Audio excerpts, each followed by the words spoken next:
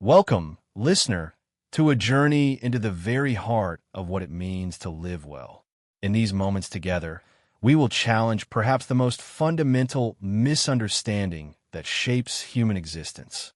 It's a misconception so deeply ingrained, so pervasive, that it dictates the course of countless lives, often towards profound disappointment.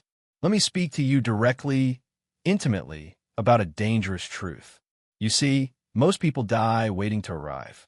They live their lives in a state of perpetual anticipation, forever looking towards a future moment when everything will finally align, when peace will descend, when joy will become their constant companion. They are waiting for happiness. But what if I told you that you have been lied to? Not by any single person, perhaps, but by the very fabric of our modern understanding. You think happiness is a destination, a finish line you cross after a long race, a feeling you get when you finally acquire what you want, when your circumstances are perfect, when your to-do list is finally complete. You imagine it as a prize to be won, a state to be reached, a reward for effort and patience. It's that blissful sensation that washes over you when your biggest problem is solved, when a long-cherished dream comes true, or when you simply manage to relax after a stressful period. It's fleeting, isn't it? A momentary reprieve, a surge of pleasure that inevitably fades, leaving you once again scanning the horizon for the next thing, the next acquisition, the next achievement that promises to bring it back. This is the great deception. This pursuit, this constant waiting for happiness to happen to you, guarantees that you will never truly find it. Because if happiness is merely a feeling dependent on external circumstances or future events, then you are forever at the mercy of a world you cannot fully control. You become a passive recipient, subject to the whims of fortune, perpetually chasing after a mirage. But what if I told you that the very act of looking for happiness in this way guarantees you will never find it? What if happiness isn't a feeling at all, but something far more robust, far more within your reach? What if it's not a finish line, but the very act of running the race? This is where Aristotle invites us to pivot. If you truly grasp this profound insight, you stop waiting. You stop deferring your well-being until some perfect, unattainable future. You stop clinging to the idea that happiness is a temporary, ephemeral emotion. Instead, you begin to understand it as a way of living, a mode of engagement with the world, a state of flourishing that arises from the very core of your being. You stop waiting and you start functioning. To function well, in the truest sense, is to live in accordance with your unique human nature, to engage with life purposefully and skillfully. It means understanding that happiness is not a feeling to be caught, but an activity to be engaged in, a quality of life to be cultivated, moment by challenging moment, choice by deliberate choice. It is a dynamic state of active living, not a static condition of passive enjoyment. This distinction is not merely semantic, it is transformative. It shifts your perspective from being a passenger in your own life, hoping for a pleasant journey, to becoming the skilled pilot, navigating with intention and purpose. When you stop waiting for happiness to arrive like a welcome guest, and instead begin to build it, to embody it, to function towards it, then and only then does the dangerous truth about happiness begin to set you free. And that is where our journey truly begins. Welcome, discerning listener, to a profound journey, one that transcends time and speaks directly to the core of your existence. Prepare yourself to look beyond the conventional understanding of ancient texts and discover a wisdom that feels startlingly contemporary, vibrantly alive. Forget any preconceived notions of academic aridity or dusty philosophical treatises. What lies before us is an entirely different kind of exploration. This is not merely a book you're about to engage with. It is an intimate conversation, a foundational lesson. And the profound insights we are poised to uncover originate from the undeniable genius of Aristotle's Nicomachean ethics. Yes, that Aristotle, a name synonymous with intellectual rigor, often imagined cloaked in the shadows of history. Our purpose here is to illuminate that genius, to bring its practical power into the bright light of your modern life. Penned more than 2 millennia ago, this monumental work is anything but a historical relic. It is not a museum piece of thought. Instead, envision it as the ultimate personal upgrade, the foundational architecture of human potential. This isn't a dated instruction manual. It is, quite literally, the original operating system for high performance. It's the core code, the essential programming that enables an individual not just to function, but to flourish. It provides the algorithms for optimal decision-making, the protocols for robust character development, and the framework for a truly meaningful existence. If you've ever sought to understand the mechanics of living well, of maximizing your capabilities and inner peace, this is the master key. In an age bustling with fleeting self-improvement schemes and surface-level advice, Aristotle presents an enduring alternative. He offers a comprehensive, deeply reasoned approach to understanding what drives human action, what constitutes true happiness, and how one cultivates a life of genuine virtue. This isn't about archaic moralizing. It's about practical psychology, about the engineering of internal states that lead to external success and profound inner satisfaction. He gives us the tools to analyze our motivations, refine our habits, and intentionally sculpt the very fabric of our character. It is the ultimate design, thinking applied to the human soul. As we delve into this extraordinary manual, section by section, concept by concept, you will witness the elegant logic unfold. You will realize that the pursuit of a good life, the cultivation of excellence, is not some abstract, unattainable ideal. On the contrary, it is the most practical, the most rewarding, and ultimately, the most empowering project you can undertake. It is the ultimate form of self-mastery, providing a robust architecture to build a life of purpose and profound fulfillment. And here lies the extraordinary promise of our shared journey. By the time we reach the conclusion of this immersive hour, a transformative understanding will settle within you. You will come to comprehend that being a truly good person isn't simply a matter of passively adhering to a set of external rules or rigidly following societal norms, or merely avoiding ethical missteps. It transcends mere compliance. Instead, you will recognize it as an active, dynamic, and profoundly deliberate process. The intricate art of engineering a life where failure, in its most debilitating sense, becomes impossible.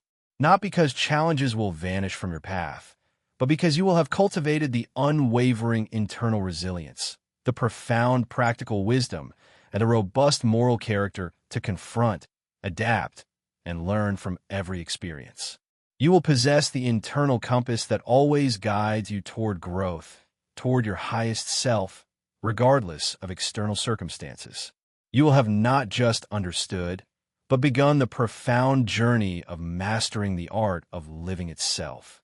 This is the timeless utility of Aristotle's Nicomachean ethics, and it is the remarkable journey we embark upon together, right here, right now.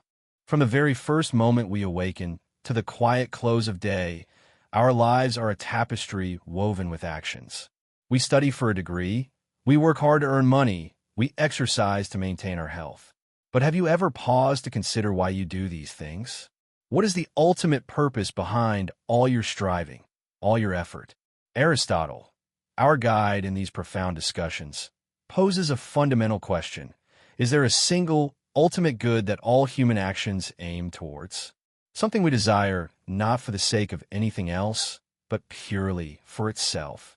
He suggests that if such a thing exists, then surely understanding it would offer immense clarity and direction for our lives. It would be the chief good, the final destination of all our aspirations. Think of it this way. We pursue activity A to achieve B. We pursue B to achieve C. But this chain cannot extend infinitely, can it? Eventually, there must be a point, a Z, that we desire for its own sake. This Z, this ultimate end, is what gives meaning and direction to everything that came before it. Without it, our pursuits would be a rudderless ship, adrift in an endless sea of tasks. For many, the initial answers might seem obvious. Perhaps it's money. More wealth means more freedom, more security, more opportunities. Or perhaps it's honor and fame, to be recognized, respected, and admired by others. Still others might point to pleasure, seeking comfort and enjoyment as life's highest aim. However, Aristotle invites us to look deeper, to scrutinize these popular contenders. Are money, honor, or pleasure truly the chief good? He argues they are not. Money, for instance, is clearly a means to an end. We want it because of what it can buy or enable. It's a tool, not the ultimate purpose. To make money, the final goal would be to mistake the instrument for the masterpiece. Similarly, honor and fame, while often desirable, are dependent on others. They are bestowed upon us, and thus external and precarious. They can be given, and they can be taken away. Can our ultimate good truly reside in something so fleeting, so external to ourselves? And pleasure, while a natural and often welcome part of life, is often pursued without a deeper purpose. It can be a passing sensation, a distraction, rather than the enduring state of being that defines a truly good life. So if it's not money, honor, or mere pleasure, what then is this elusive chief good? Aristotle gives it a name, Eudaimonia. This Greek word is often translated as happiness, but this translation, while common, is deeply misleading. When we hear happiness today, we often think of a fleeting emotion, a temporary feeling of contentment or joy. Eudaimonia is much more profound than that. A far more accurate rendering, and one we will embrace throughout our journey, is flourishing. It's not a mood, but a state of being, a life well lived, a condition of thriving and excelling. It implies living in accordance with one's highest potential, realizing one's full human capacity. To achieve eudaimonia, or flourishing, is to live excellently, to function at your best, to embody virtue. It is the ultimate purpose of human life, that for the sake of which everything else is done. This brings us to a crucial question for your own reflection. Are you, in your daily life, chasing merely the means, the money, the temporary honors, the passing pleasures, or are you consciously, intentionally striving toward that ultimate, enduring end, a life of genuine flourishing? This distinction, simple yet profound, will be our compass as we navigate the rich landscapes of Aristotelian ethics. Welcome back to our exploration of Aristotle's profound insights into what constitutes a good and flourishing life. In our last discussion, we set the stage for understanding the ultimate aim of human action, happiness. Now, as we turn our attention to Chapter 2, we delve into a concept central to Aristotle's ethical framework, the function of man. This is what's often referred to as the ergon argument, a compelling philosophical journey to identify human purpose through our unique capabilities. Aristotle invites us to consider a fundamental question. Does a human being, like an artisan or an organ of the body, have a particular function, a specific work or activity that is uniquely their own? To answer this, he employs a series of insightful analogies, guiding us toward a deeper understanding of our own nature. Think, for a moment, about a simple object like a knife. What makes a knife a good knife? It's not merely its appearance or its material. A knife is good, Aristotle would argue, if it performs its function well, if it cuts effectively, sharply, and precisely. Its excellence, its virtue, lies in its ability to fulfill its primary purpose. Now extend this idea to a skilled professional. Consider a sculptor. What makes a sculptor a good sculptor? It's not just having the tools or the raw materials. A good sculptor is one who sculpts well, who brings form and beauty to stone with skill, vision, and dexterity. Their excellence, their virtue, is realized through the excellent performance of their craft. In both these examples, the knife and the sculptor, we see a clear link between a thing's function and its inherent goodness or excellence. If something has a function, its goodness is found in performing that function well. So, if every craft, every art, and every bodily organ has a function, Would it not be strange if humanity itself, as a whole, had no characteristic function? Aristotle certainly thinks so. But what is that function? To uncover it, we must first distinguish what humans do from what other living beings also do. Let's consider the various forms of life we observe around us. Plants, for instance, live. They take in nourishment, they grow, they reproduce. We, too, engage in these biological processes. But surely, growth and nutrition cannot be our distinctive function, for plants share these capabilities with us. Our unique human essence must lie beyond mere biological life. Next, we move up the scale to animals. Animals also live, and they possess the capacity for sensation, for feeling, for perception. They react to their environment, they experience pleasure and pain, they move from place to place. We humans certainly share these sensory experiences and capacities with animals. But again, if our primary function were simply sensation or perception, we wouldn't be fundamentally different in kind from other creatures. Our unique contribution to the grand scheme of life must be something more. This systematic process of elimination brings us to a crucial realization. What truly distinguishes humanity from all other forms of life is our capacity for reason. Only humans possess logos, the faculty of rational thought, deliberation, and understanding. This is not just about having thoughts, but about actively engaging with reason, using our intellect to guide our actions, to make choices, to understand the world, and to shape our lives. Therefore, Aristotle concludes, the function of man is an activity of the soul in accordance with reason. But he adds a vital qualification. It's not enough to simply have this capacity for reason.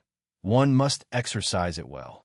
Just as a good knife cuts well, and a good sculptor sculpts well, a good human being lives a life of rational activity performed with excellence. This means that the good life, the flourishing life, is not a passive state, but an active engagement. It is a life where our unique human capacity for reason is brought to bear on all our endeavors, and where we strive to perform these rational activities not just adequately, but with virtue, with moral and intellectual excellence. The essence of human goodness, our true purpose, lies in the full and excellent expression of our rational nature. This foundational insight sets the stage for everything else we will explore in Aristotle's Ethics. In the intricate tapestry of human flourishing, Aristotle presents us with a profound insight. Virtue, that elusive quality we often seek, is not a solitary act. It is not something achieved in a fleeting moment of brilliance or a singular noble deed. Rather, virtue is a disposition, a stable state of character, painstakingly formed through a continuous and deliberate pattern of repetition. Think for a moment about the arrival of summer. Does a single warm, sunny day instantly usher in the season? Of course not. As the famous adage wisely puts it, one swallow does not a summer make. Similarly, a single act of kindness, a lone moment of courage, or an isolated instance of justice, while commendable, does not, by itself, forge a virtuous person. These acts are like the first swallow. They're indicators, perhaps, but they do not define the underlying, consistent reality of one's character. To truly understand this, consider how we cultivate any skill or attribute. You do not become a masterful musician by playing a single perfect note, nor do you become a skilled artisan by completing one flawless piece. In the same vein, you do not become brave simply by intellectualizing bravery, by musing on its meaning, or by wishing you possessed it. No, you become brave by doing brave things, repeatedly, by facing fear, by taking risks, by acting with courage even when your knees tremble. Each courageous act, no matter how small, is a brick laid in the foundation of a brave character. This deep-seated, stable state of character, forged through habitual action, is what Aristotle refers to as hexis. It's more than just a habit in the casual sense. It's an ingrained tendency, a deeply established mode of being. It signifies a person who is not merely doing virtuous things, but one who is virtuous, whose actions flow naturally and consistently from their inherent character. We are in essence the architects of our own souls. Every choice we make, every action we undertake, especially those we repeat, contributes to the very structure of who we become. Our character is not a gift bestowed upon us, nor is it a static entity. It is a dynamic construction built brick by brick, habit by habit. The repeated performance of good deeds, of just actions, of temperate choices, gradually sculpts our inner landscape, aligning our desires and our reason towards the good. So, as we navigate our daily lives, let us remember this powerful truth. The person we aspire to be is not found in grand declarations or singular heroic moments. That person is being built right now through the consistent everyday choices we make. We are what we repeatedly do. Therefore, excellence, and indeed virtue, is not an act, but a deeply ingrained, stable habit. Imagine, if you will, a straight line. At one end, we have an extreme of action or feeling. At the other end, its opposite extreme. Aristotle suggests that true virtue doesn't lie at either of these far-off points. Instead, it resides precisely in the middle, an intermediate point of balance. This isn't just any middle, however. It's a point of excellence, a harmonious equilibrium between two contrasting vices. These two vices manifest as either an excess or a deficiency. To put it simply, for every virtuous quality, there are two ways to miss the mark, either by having too much of something or by having too little. Virtue, then, is the perfect calibration, the ideal measure that avoids both extremes. It's about finding the sweet spot, the optimal level that contributes to flourishing and well-being. Let's bring this abstract concept into sharper focus with a concrete example. Consider the realm of courage.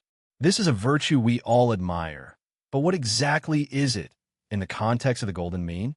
Aristotle would tell us that courage is not an unrestrained fearlessness, nor is it a crippling timidity.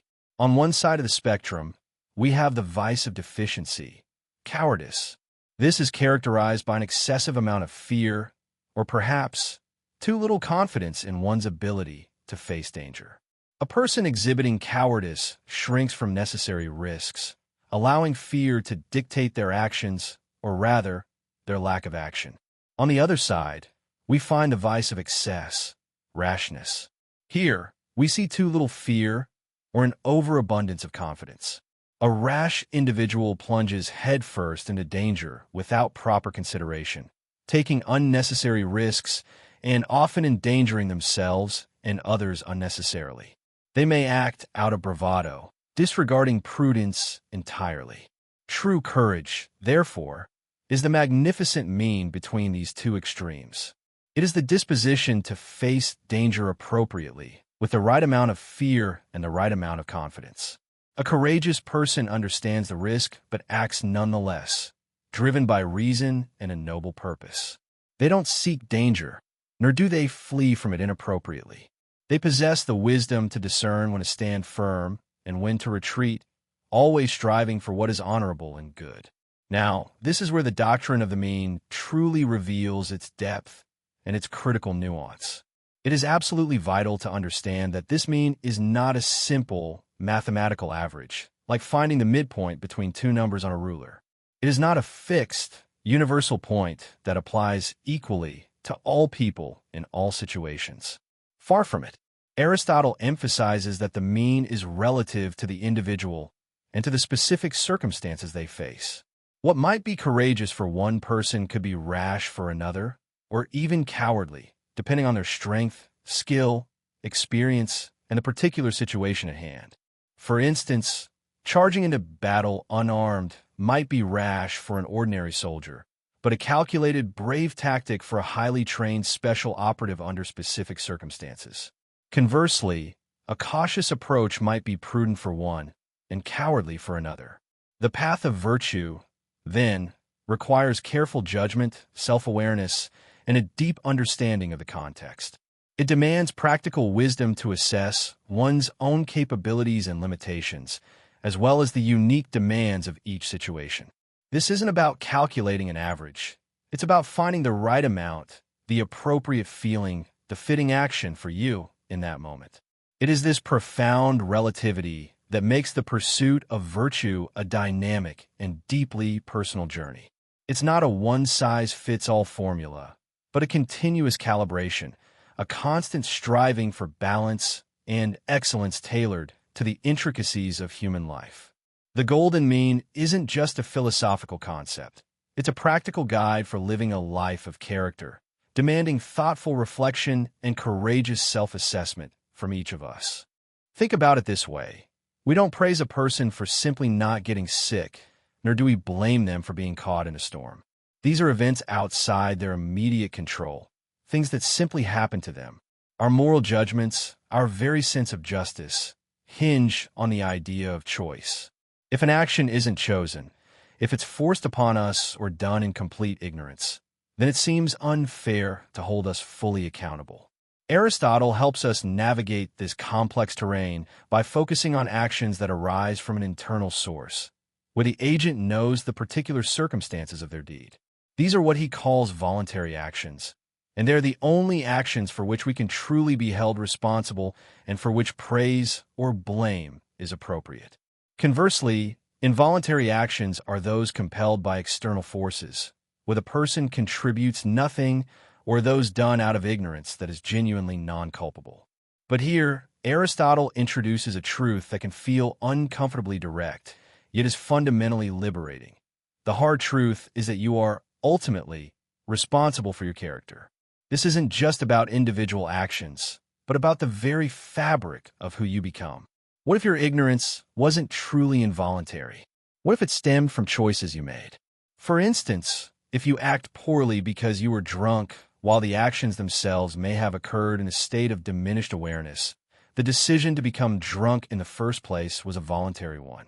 Similarly, if you remain ignorant about something you should know, or if your carelessness leads to harm, you are still very much to blame. Your initial choice to neglect your duties or to indulge in excess makes you complicit in the outcomes. You chose the path that led to your ignorance, and that choice is morally significant. It's a sobering thought, isn't it? That even the state of our own understanding, or lack thereof, can be a reflection of our character and our choices. Let's delve deeper into this. Aristotle provides a crucial analysis of how our choices operate. He suggests that we choose the means, not the ends. What does this mean?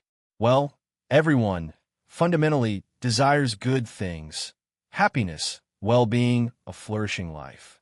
These are the ultimate ends that we all strive for, albeit perhaps in different forms. But how we perceive what happiness is or what a good life entails, and more importantly, the path we take to get there, those are determined by our character. A virtuous person and a vicious person might both say they want to be happy, but their characters will lead them to conceive of happiness very differently. The virtuous person might see it in living honorably and justly, while the vicious person might equate it with accumulating power or pleasure at any cost. So, while the end of happiness is universal, the means by which we pursue it, the actions we choose in our daily lives, are deeply personal and are a direct manifestation of our moral disposition. Our character, therefore, acts like a lens through which the ultimate good appears to us. It shapes our desires, our judgments, and consequently, our voluntary choices about how to live. We are not choosing whether to seek good, but what kind of good to seek and how to achieve it. This brings us to a profoundly empowering, yet challenging, takeaway. You cannot blame your upbringing forever. Eventually, your habits are your own choice. It's undeniably true that our early environment, our parents, our schooling, and our societal influences play a massive role in shaping us. They set the initial conditions, provide the first models, and lay down the foundational habits. And to some extent, these initial influences are beyond our voluntary control. However, as we mature, as our capacity for reason develops, we reach a point where we begin to make conscious choices about our actions, our reactions, and our values. With each choice we make, each action we repeat, we are not just performing a single deed. We are subtly, yet powerfully, reinforcing or reshaping our character. These repeated actions become habits, and these habits, in turn, become deeply ingrained aspects of who we are. At this stage, the initial influences of our upbringing transform from external forces into internal dispositions that we ourselves have either affirmed or chosen to alter. To perpetually externalize blame for our current character is to deny our own agency, our own power to choose differently, to cultivate new habits, and to strive for self-improvement. Aristotle invites us to recognize that while our starting point may not be entirely our fault, our ongoing trajectory, the development and refinement of our moral character, very much is. It's a continuous act of self-creation through voluntary choice. This isn't about harsh judgment, but about profound self-responsibility and the potential for genuine ethical growth. It underscores the idea that virtue is not merely a gift, but a cultivated state born from deliberate effort and consistent choices. And it is through this lens that we can truly begin to understand the anatomy of our own responsibility, and in doing so, embark more consciously on the path to a flourishing life. When we speak of courage, a common misconception often surfaces that it means an absence of fear. But Aristotle offers a far more nuanced and powerful understanding. True courage, he explains, isn't being immune to fear, but rather about fearing the right things, and then, when necessary, enduring the truly frightening for a noble cause.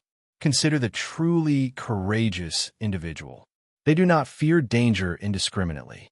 Instead, they harbor a profound and appropriate fear of disgrace, of dishonor, of failing in their duty. This noble fear serves as a compass, directing their actions.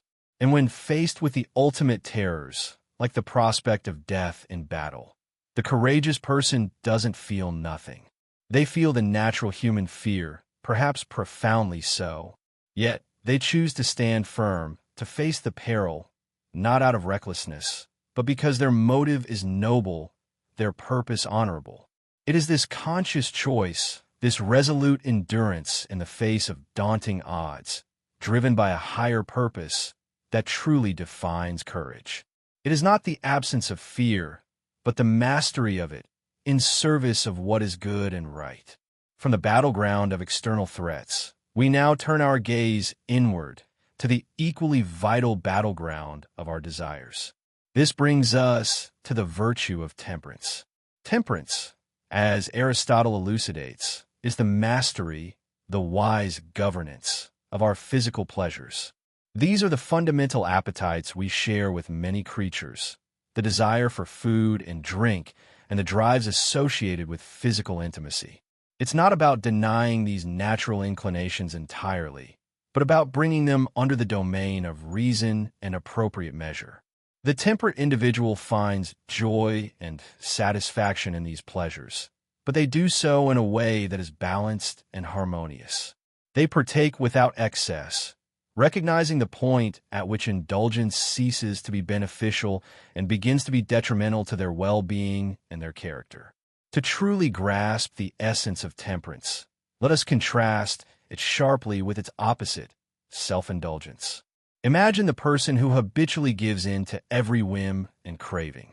After a bout of excessive eating, drinking, or other physical gratifications, they often find themselves plagued by regret, by a sense of inner conflict, even shame. Their actions, though momentarily pleasing, leave a bitter aftertaste, a psychological discord. The self-indulgent person is constantly battling themselves. Their desires are often at war with their better judgment, leading to a fragmented inner life. In stark opposition, the temperate man experiences no such conflict.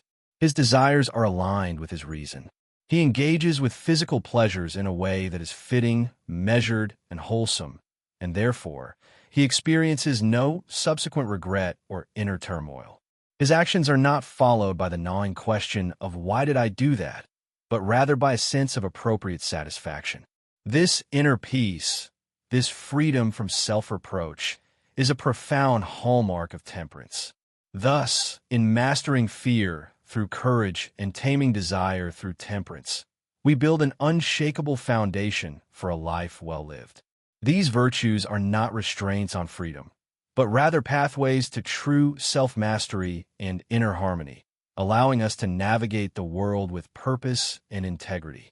We turn our attention to what many, including Aristotle himself, consider the most profound and indispensable of all social virtues: justice. It is not merely one commendable trait among others, but rather the very bedrock upon which a flourishing community, and indeed a truly ethical individual life, must be built. Here, Aristotle guides us through its intricate dimensions, unveiling why justice stands distinct and supreme. Imagine, if you will, the very foundation of a thriving society. Aristotle suggests that at its broadest, this foundation is built upon what he calls universal justice.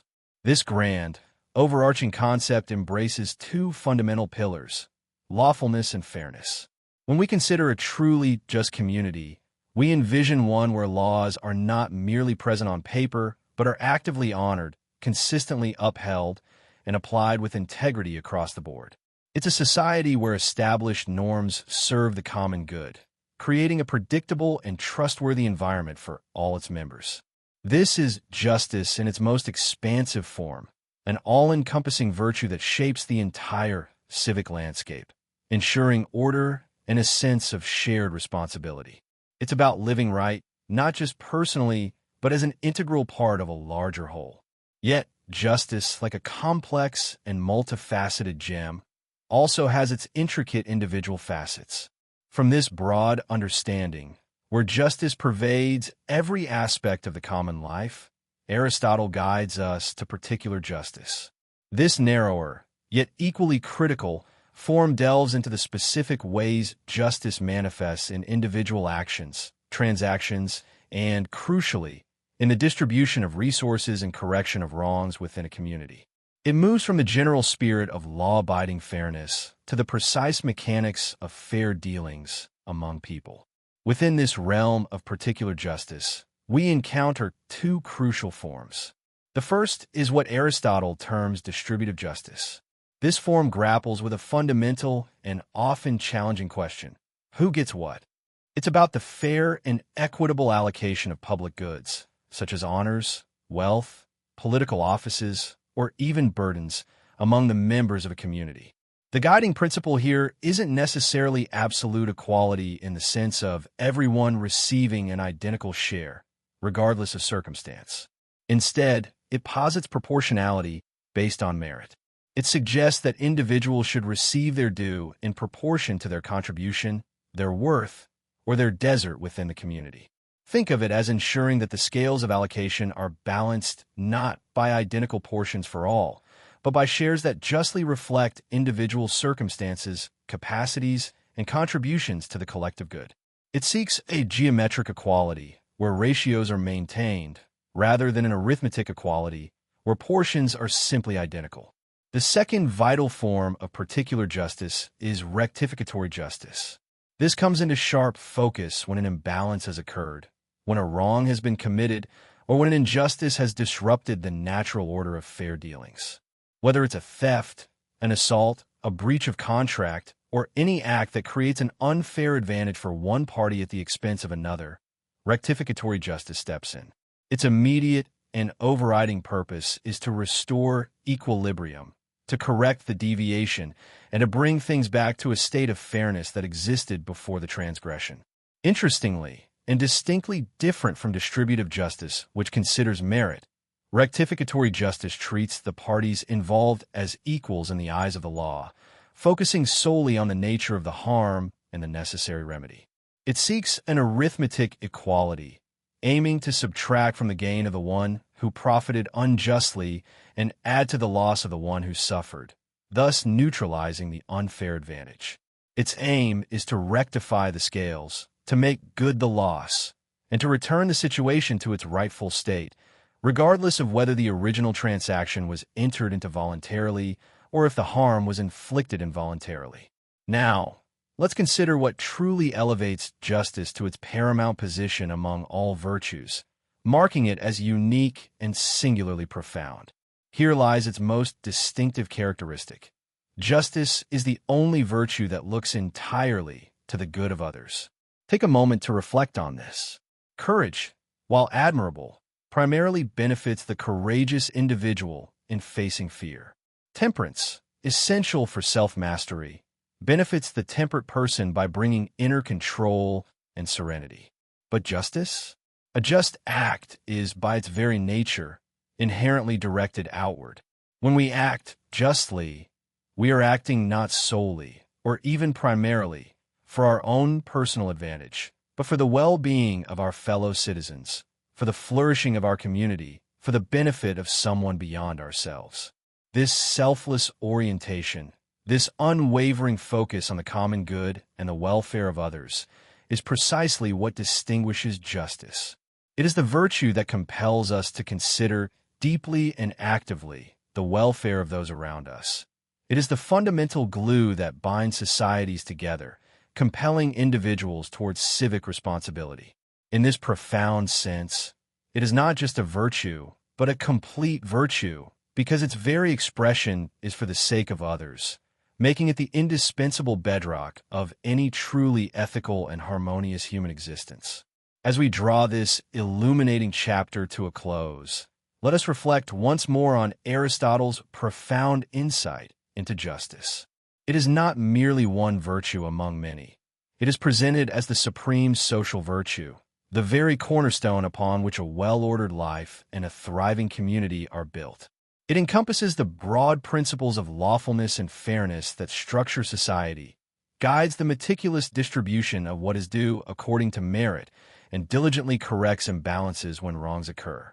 But above all, remember its defining, altruistic characteristic. Justice is the unique virtue whose gaze is fixed, unwavering, and entirely upon the good of others. It is this profound and selfless essence that makes justice indispensable, the true currency of a flourishing, ethical, and interconnected human existence. Welcome back to the Ethics of Aristotle. As we continue our exploration of human excellence and the path to a flourishing life, in this 8th chapter, we turn our attention to a concept absolutely central to Aristotle's vision, phronesis. Often translated as practical wisdom or sometimes prudence, it is in essence the intellectual pilot that guides our moral journey. Our core focus today is to understand the indispensable necessity of this practical wisdom in guiding our moral virtues. You see, for Aristotle, moral excellence isn't just about possessing good character traits or knowing what is right in a theoretical sense. It's profoundly about doing the right thing in the right way at the right time and for the right reasons. And that, dear listener, requires a specific kind of intellectual guidance, a sagacious discernment of particulars. Here's the profound connection Aristotle draws, a foundational insight for understanding his ethics. You simply cannot be truly good, truly virtuous, without also being wise in this practical sense. And, conversely, you cannot be truly wise with phronesis without possessing genuine moral goodness. These two qualities are interwoven, mutually dependent, and fundamentally inseparable. Imagine trying to navigate a complex ethical dilemma with a virtuous heart, filled with good intentions, but lacking the practical acumen to apply that virtue effectively in a specific, nuanced situation. Or, consider someone with great intellectual cleverness, capable of devising ingenious plans, but entirely devoid of a moral compass. Neither, in Aristotle's view, can achieve genuine human flourishing or eudaimonia. True goodness, therefore, demands both virtue of character and the guiding light of practical wisdom. So, what exactly is phronesis? Aristotle defines it as the ability to deliberate well about what leads to the good life. Let's unpack this crucial definition. It's far more than mere cleverness or cunning, which might allow someone to achieve any goal, regardless of its moral worth. Phronesis is specifically directed towards discerning what genuinely contributes to living a life of human excellence, a life of eudaimonia, not just for the individual, but also within the context of their community. It's the capacity to weigh various options, to deeply consider the specific circumstances, and then to choose the most appropriate action that not only aligns with virtue, but effectively brings it into being. It's about seeing the particular, often subtle, implications of universal moral principles in the messy reality of everyday life. Consider it a practical intelligence, deeply rooted in experience and keen observation. A person with phronesis isn't just reciting abstract rules or following a predetermined checklist. They're skillfully navigating the ever-shifting currents of reality, making sound judgments about how to act here and now, in this unique situation. They possess a keen perception of what is truly beneficial and genuinely harmful in human affairs, understanding the long-term consequences of actions and the delicate balance required for true flourishing. To help us grasp this crucial, interconnected relationship between moral virtue and practical wisdom, Aristotle offers us a vivid and enduring metaphor. Think of moral virtue as setting the target. Your virtues, courage, temperance, generosity, justice, they tell you what to aim for. They establish the noble ends, the ultimate goals and aspirations of a good life. They define what is right and worthy of pursuit. But merely knowing the target isn't enough to actually hit it. Intentions alone, however noble, are insufficient. This is precisely where practical wisdom, Phronesis, steps in. Phronesis is the intellectual pilot that steers the ship. It's the faculty that accurately calculates the best course, adjusts for unforeseen winds and treacherous currents, and skillfully navigates the vessel towards that predetermined, virtuous target. Without the target, the pilot has no ultimate direction or purpose. Without the pilot, the ship, however noble its destination, will drift aimlessly, or worse, crash upon the rocks of misguided action or inaction. Therefore, your moral virtues provide the what, the right aims, the worthy desires, and the noble character. Practical wisdom provides the how, the right reasoning, the intelligent discernment, and the effective means to achieve those aims in the most appropriate manner. Courage, for example, tells you to stand firm in the face of danger for a worthy cause. But Phronesis tells you when to stand firm, how to stand firm effectively, and what level of risk is appropriate and genuinely courageous in a given situation. It's Phronesis that distinguishes a truly courageous action from mere recklessness or from cowardice masquerading as prudence. In essence, Phronesis is the guiding intelligence that transforms good intentions into genuinely good and effective actions, allowing us not just to be good, but to act good, consistently and effectively, across the myriad complexities of life.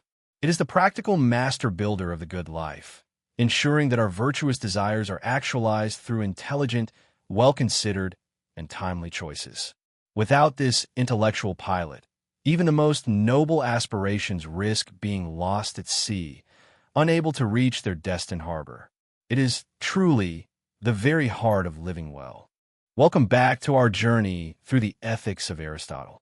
Today, we delve into one of the most perplexing and universally experienced aspects of human behavior, the weakness of will, a phenomenon the ancient Greeks termed akrasia.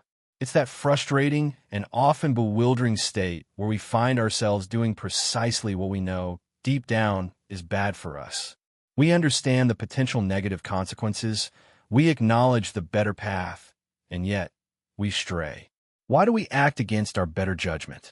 Why do we succumb to impulses that our rational mind clearly advises against? This profound question, why we do what we know is bad for us, forms the very core of our exploration in this 9th chapter. For centuries, philosophers have grappled with this very paradox. Perhaps no one articulated a more challenging view than the great Socrates. He famously believed that no one knowingly does wrong.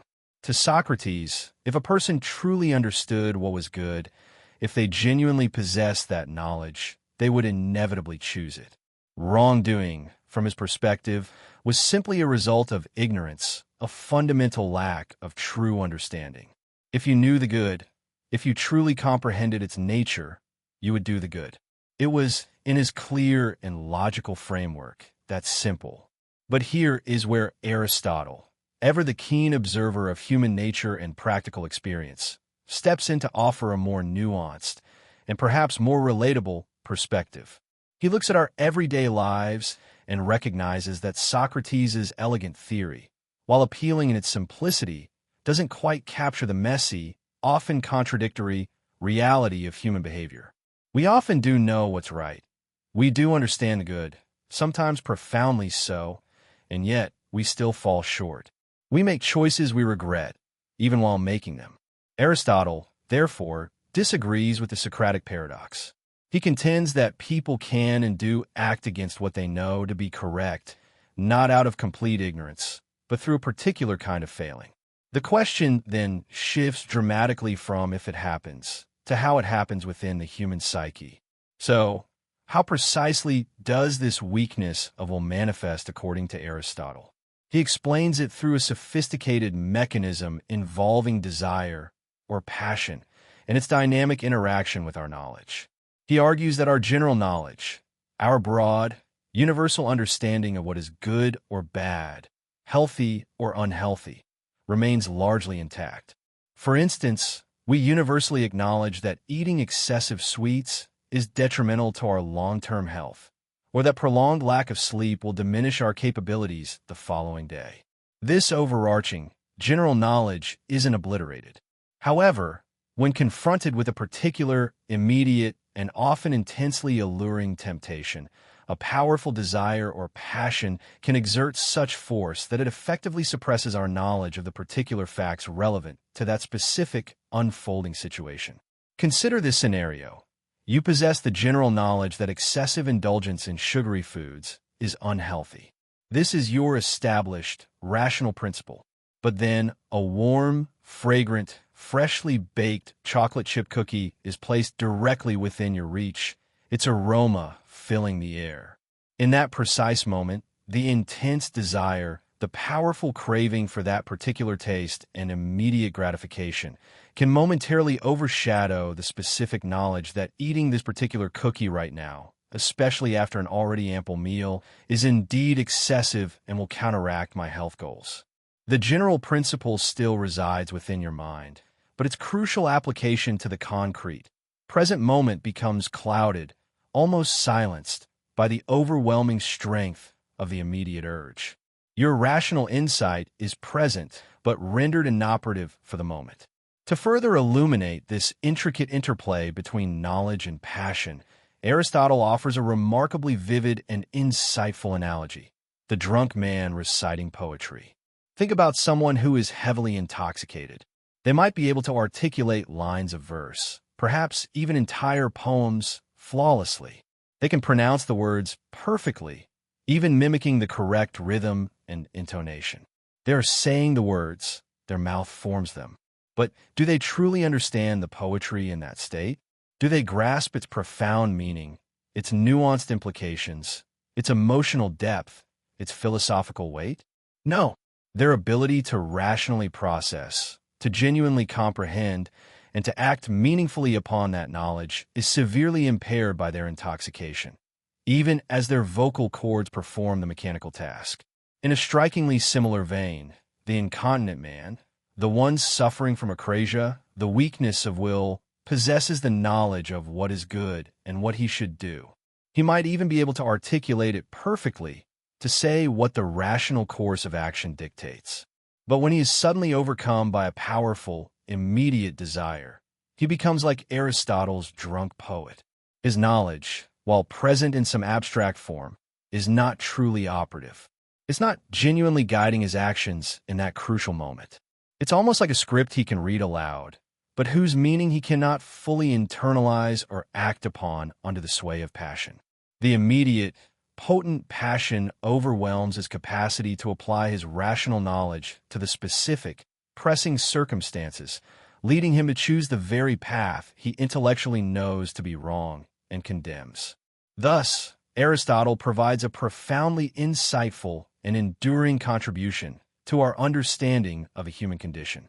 He moves beyond the simplistic notion that all wrongdoing is merely ignorance to acknowledge the complex internal struggle where our desires and passions can temporarily incapacitate our practical reason. Understanding akrasia isn't about providing an excuse for our actions, but rather about recognizing the ever-present battle within us between our rational principles and our powerful, often immediate, appetites. This deeper understanding is a fundamental and essential step towards learning how to better align our will with our wisdom and ultimately to lead a more virtuous and fulfilling life. Welcome to Chapter 10 of the Ethics of Aristotle, a profound exploration we call the mirror of the soul, focusing on the enduring power and necessity of friendship. Here, Aristotle guides us through the intricate landscape of human connection, revealing that not all bonds are created equal, nor do they serve the same purpose in our lives. He identifies three distinct types of friendship, each founded on a different basis, and each yielding a different kind of relationship. Let's consider them closely. The first two types, he explains, are inherently fragile, built on shifting sands rather than solid ground. The first is friendship of utility. This bond forms when individuals find some benefit, some advantage in being together. Perhaps one person helps the other with their work, or provides a resource, or offers a connection that proves useful. The friendship exists for the sake of what can be gained, not for the person themselves. Consequently, it is an ephemeral connection.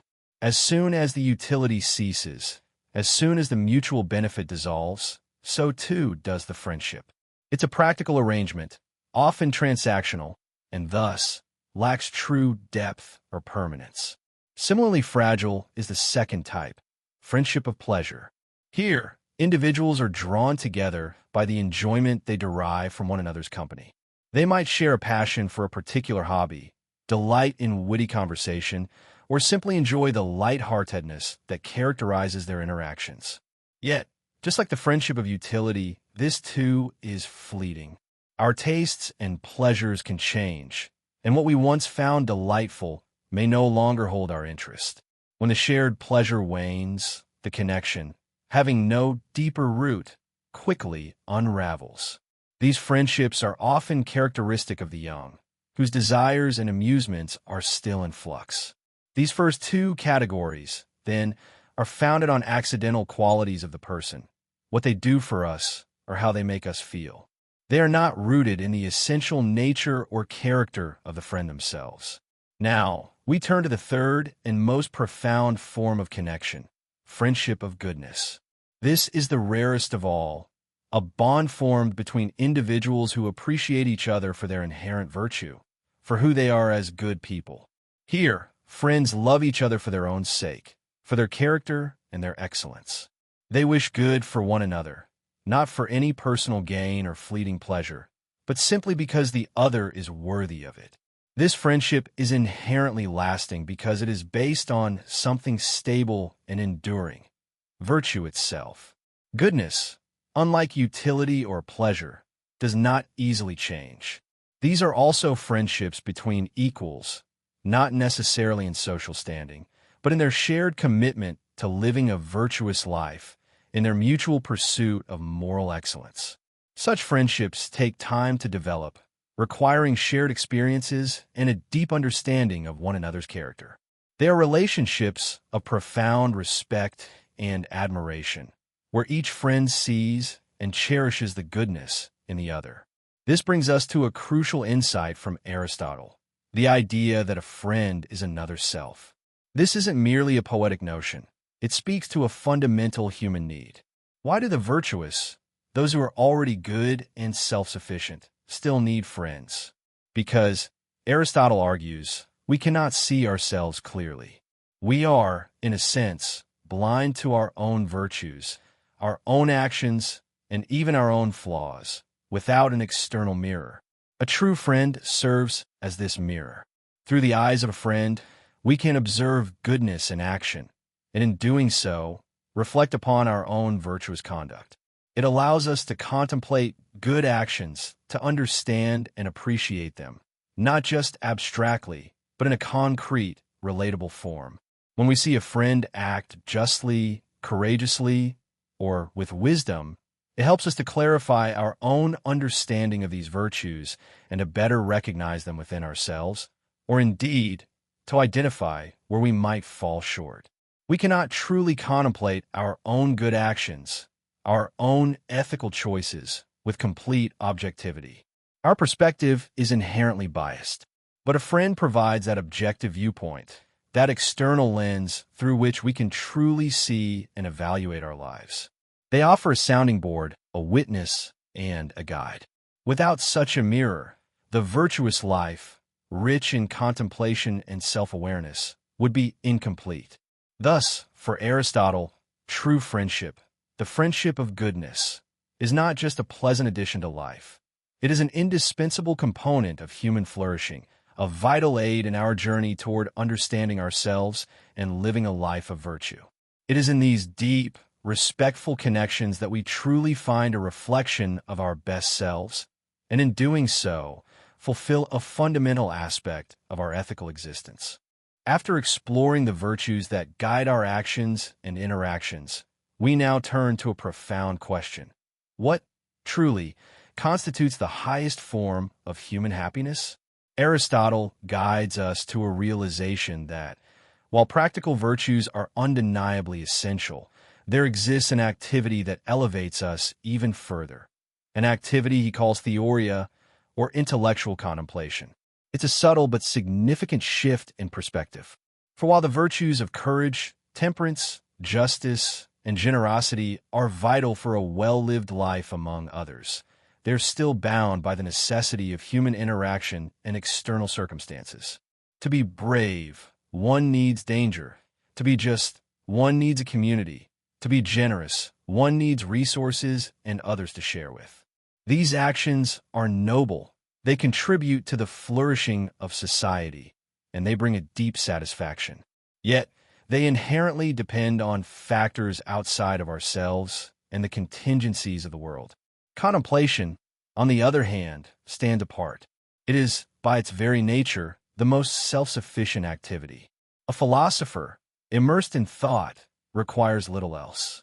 They may need sustenance and basic comfort, yes, but for the act of contemplation itself, they need no one else, no grand stage, no external tools. The joy it brings is internal, born from the mind itself, requiring only the power of intellect to engage with truth and understanding. This independence is a hallmark of its superiority. Moreover, contemplation is an activity that, once engaged, seems to possess an enduring quality. Unlike physical labor or even practical deliberation, which can lead to weariness, the pursuit of understanding can be sustained with less fatigue. It engages the highest part of our being, our intellect, our rational faculty. This intellect is what sets us apart, what connects us to something beyond the purely animal existence. It is the most divine element within us, and by exercising it fully, we participate in an activity worthy of the gods themselves. Indeed, if we consider the divine, if there's a god or gods, what could their activity possibly be? It would surely not be practical action, for what needs would a perfect being have to fulfill, what injustices to correct? Their activity, Aristotle posits, must be one of pure thought, of ceaseless contemplation.